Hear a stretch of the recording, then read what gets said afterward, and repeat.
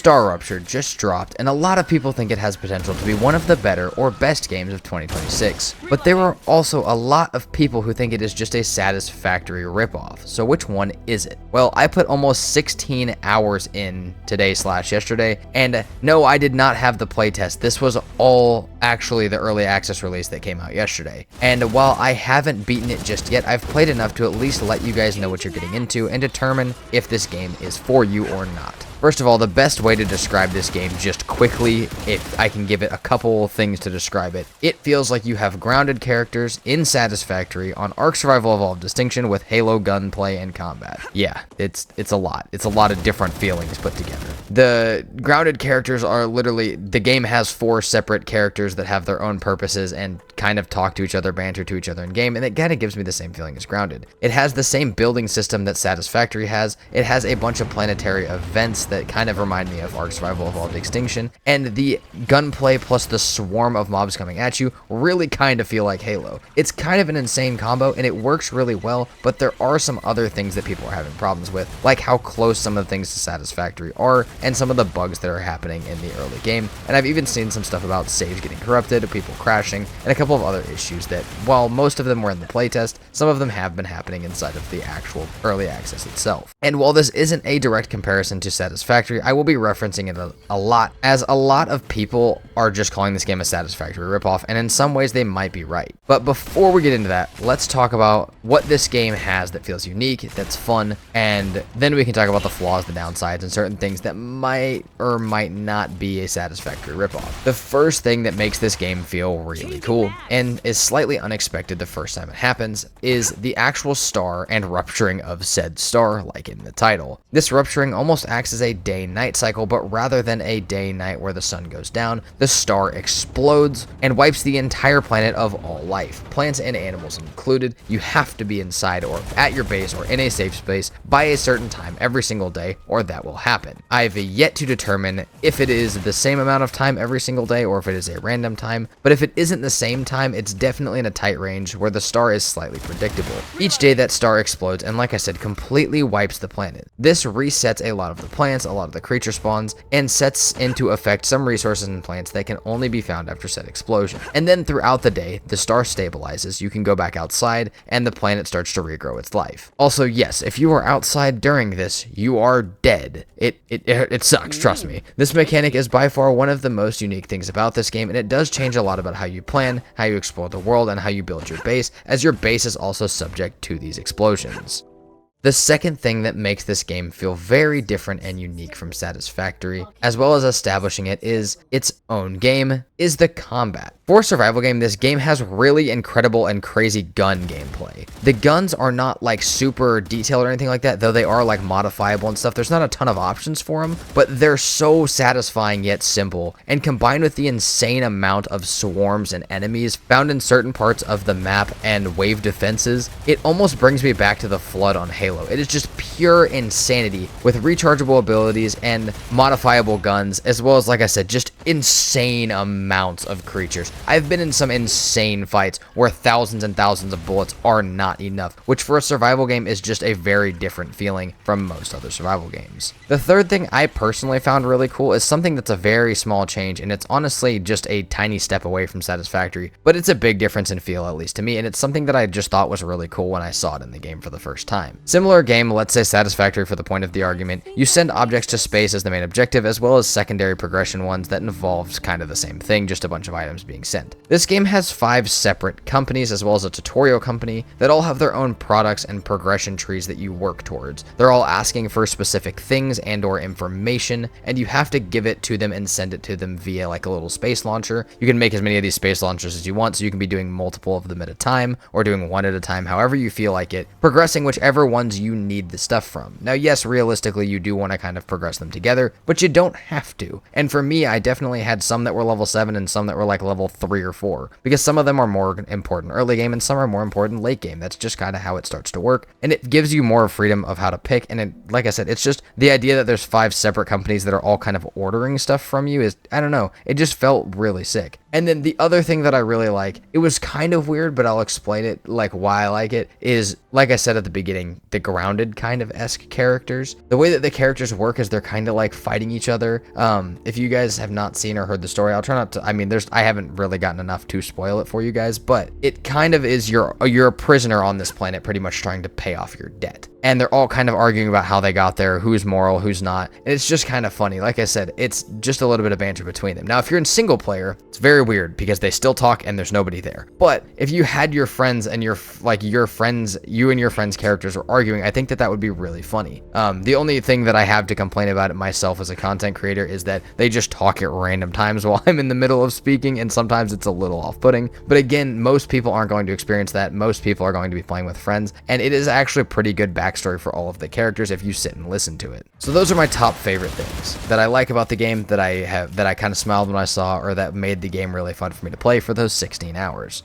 We aren't going to go into the Satisfactory comparison just yet, but we are going to do it. But these are the things that are bad about the game itself. Things that I've had problems with, and things that I worry about with this game. The first and biggest thing I have experienced is the building system is a bit weird. It has really good parts, like the ability to fill in whole parts of a grid and mass produce a building, as well as drones that can fly and help you place things that are in awkward spots. However, the snap points are kind of hell. Any machine that has multiple inputs for ingredients to automate making things are so close together that you are almost guaranteed to clip them all into each other. And the problem, the even bigger problem, other than how that kind of looks, is that this game will not let you place things inside of each other similar to how Satisfactory would. And a lot of other games would. A lot of other games like this, you can clip things through each other and the game doesn't care. You can't do that here. And the inputs for a lot of these things are literally like inches apart, and it's so difficult to get them lined up, especially in tight spaces where you're trying to build a really efficient factory. Another weird thing about the building is that even if you build out a nice factory floor and then you put machines on top, breaking said machines will also break the floor for some reason, leaving a giant hole every time you move something. Another thing is electricity. It is automatically connected through the floors and rails, which the rails are pretty much the conveyor belts. This means anything connected to anything else can never be a different circuit or have different amounts of power going to them. And in this game, the power production is quite simple compared to other games, but it sucks to see the entire map go down over one mistake on a tiny satellite base. It just doesn't necessarily make sense. It does get rid of like the entire wire management thing, which a lot of people don't really like, but again, it's really weird. If they make, at any point during making this game, the power system more complicated to make power, it's going to shut down your own base and everything else, everybody else's base on the map, every other little pieces of base, it's going to shut down all of them every single time something happens, which is really, really odd to me, that you cannot isolate them in any way. On top of these couple things, I also had a lot of weird problems with placing things over certain parts of the map. Sometimes I could only place things or use the grid fill when their planet was in certain states, growing throughout the day, or maybe when it was empty at night. And that obviously means that this was a bug because I could place it at other times and not place it at certain times. And that being said, as well as all of the rest of this stuff, maybe not some of it, but most of the bugs and stuff that I've talked about or that I've felt, I have the most hope that they just fix it. The game came out literally about 24 hours ago, less than 24 hours ago when I'm talking about this, and I would bet that the devs are working pretty damn hard to fix all of the bugs, as the game is in early access and literally just came out. So let's give them some grace, let's give them some time to fix some of that, and let's hope they fix the building system a little bit, because like I said, it's a little weird, and some of the bugs that come with it. But the other part that is difficult, and I know it's gonna be difficult for a lot of people because I'm feeling it, is the lag when some things happen. As I mentioned, all of the electricity is like cut together, so when you like shove one solar panel on a base that has thousands of foundations that are all powered and thousands of feet of rail or millions of feet of rail that are all powered, it lags pretty hard. And I have a good PC. This game itself does not run amazingly on my PC, and I can imagine that if you didn't have a pretty up-to-date PC, that this would not run the best for you, especially those certain moments where there is a lot of lag or a lot of heavy calculating that the game is doing. You may really have a problem for, you know, like I said, people who do not have as updated of a PC, which is just not good to me, because I think if you make a game, you should make it as, I mean, absolutely as accessible as possible, and certain systems like that just don't really do that. And while I'm sure I'm going to have a few more notes and complaints or bugs as I play through the game, this is all I have for right now. And otherwise, the other stuff, like, I mean, I have a couple other things, but they're really nitpicky. They're really small things. Anything like getting stuck or anything like that, the game lets you get out of it pretty easily. You don't really lose that much stuff. And it's, I don't know, like, I don't know. The game gives you a pretty good opportunity to get out of any bugs. And yeah, so I'm sure as I play through, I'll find more. I'll have some more little complaints, but really the only big things have been those right now. And if you guys do want to see a full playthrough, I'm doing it right now. It will be done and out by the end of this week. And obviously, if you want notifications to watch a full playthrough or some gameplay of it, you should help me hit my sub goal of 10K subscribers. Now, for the parts that are like Satisfactory. Number 1, the building. The building is a less efficient, less smooth version of Satisfactory building. However, this game also doesn't rely on such an insane amount of automation like Satisfactory does. It has the same idea. It's the same thing. You could build the same Satisfactory or bigger if you wanted compared to Satisfactory. But rather than making literally millions of the same resource like you would in Satisfactory, most of the times in StarRupture, the amount that I've seen, you only really need a few thousand things at a time at the absolute most. Most of the time it's in a little storage thing that only has 4 slots, and they're full, they're backed up. I mean, it just doesn't, I don't know, it doesn't need as many resources, at least as far as I am in the game. It needs automation, it needs resources, but you don't need millions of them. You just need a couple thousand at most. You need a little bit of storage, a little bit of backup of them, and it's not really that crazy. This game is also a lot less reliant on building in general than I thought it would be. Yes, it has the Satisfactory building with the space program to progress on an alien world for a company, which does make it sound like, and again, I'm not trying to make it sound like it's not. It is very, very similar to Satisfactory. And there are a lot of parts that I could see people being like, oh, they copied that. Yeah, they absolutely did. In a lot of ways, this game is honestly a spitting, less finished version of Satisfactory, but there are also a lot of good pieces in it that aren't. Now, a couple more things that are like Satisfactory. Animal pieces that you kill make research points, and man, do the main enemies really, really look like a mirror image of the spiders from Satisfactory. That is one of the things that has bothered me the most, because it does not even look like they tried to change it. It literally looks like the same thing. They took an asset, they stylized it for their game, and it looks like the same thing. Not making allegations that they actually did that. I'm just saying that's what it looks like happened. Really though, there's 2 options for how this goes, for how similar it is to Satisfactory. This game either gets completely shot down for being way too much like Satisfactory, for being a crappier copy of it, or if it does not get some of its bugs and little issues fixed, it definitely will be a problem and it will die. But it also could completely open the door for this kind of game to become more of like a genre of game, which would be really cool actually. I honestly would not mind a few more automation games. I really like them. I just wish this game specifically would have taken a few more steps away from Satisfactory to make this one, as there are a lot of parts that are undeniably, I'm not going to say copied, but very, like, just too similar. And while it does give you your own similar feeling to this game, there are some parts, like, for example, I'm literally playing, my girlfriend walks in, she goes, hey, are you playing Satisfactory? That, like, she doesn't play games. She just knows what Satisfactory looks like, and she thought it was the same game. So there are some parts that are just,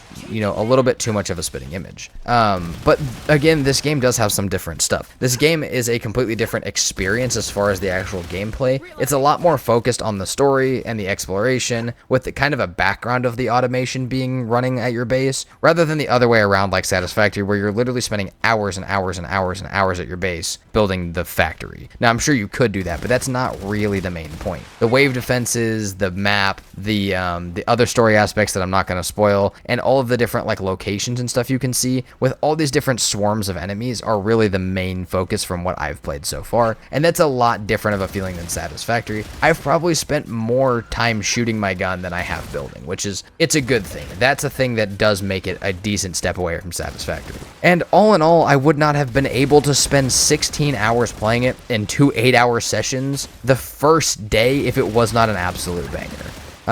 So far, honestly, even if you think it's a Satisfactory ripoff, I would go in with a completely fresh and open mind, accept it that it's its own game and that some parts will be similar, and I really think you guys would enjoy it. I really enjoyed it. Like I said, played 16 hours. I wouldn't have gotten off of it if I wasn't trying to make a video about it right now, and I'm going to get right back on it as soon as I'm done with this video to try and finish it.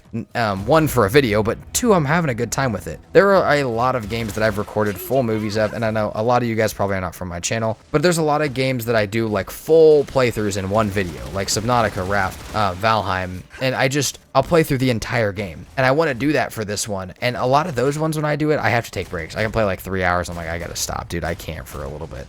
There's times playing Subnautica where I was like, I got 35 minutes, and then I'm like, fuck this. I can't do this.